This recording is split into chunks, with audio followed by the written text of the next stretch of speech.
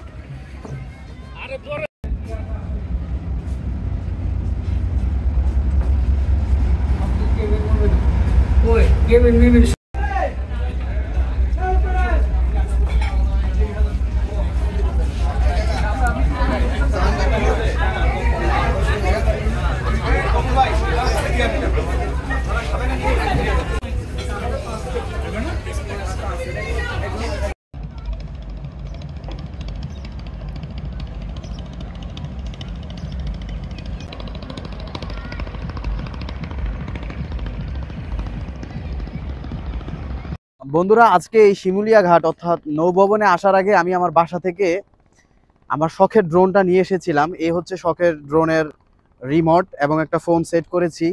আর এই হচ্ছে আমার ড্রোনটা। এই যে ড্রোনটা এখন মাটিতে আছে। তো আমি ড্রোনটা কিছুক্ষণের মধ্যে ফ্লাই করব এবং আজকে আপনাদেরকে ড্রোন শট দেখাবো। অর্থাৎ এই যে আমার পিছনে যে নদীটা দেখতে পাচ্ছেন, আজকে এই ড্রোনের সাহায্যে এই নদীটার সম্পূর্ণ প্রাকৃতিক ভিউ আপনাদেরকে দেখানোর চেষ্টা করব। আমি এখন যে জায়গাটায় দাঁড়িয়ে আছি, এই জায়গাটা একটা ছোটোখাটো পিকনিক স্পটও বলা চলে। এই যে আমার পিছনে অনেক বসার জায়গা রয়েছে, এখানে মানুষজন হয়তো বা আসে, আমি জানি না সঠিক, যেহেতু আমি প্রথমবার এসেছি। এখানে হয়তো মানুষজন আসে, নৌভবন করে এবং একটু ঘোরাঘুরি করে। তো যাই হোক ভিউয়ার্স, একটা কথা আপনাদেরকে বলি,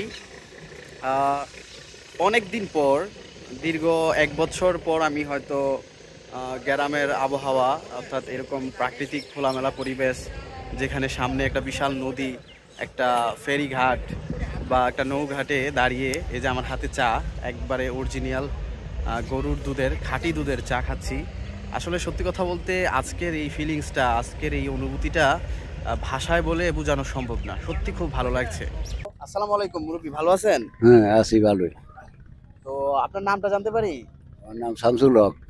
আপনার নাম শামসুল হক। তো আপনার বাসা কি এদিকেই? হ্যাঁ, এদিকে। তো এই যে ঘাটটার নাম কি এখন শিমুলিয়া ঘাটি না অন্য কোনো নাম আছে? না, শিমুলিয়ার গাড়ি। শিমুলিয়া ঘাটি।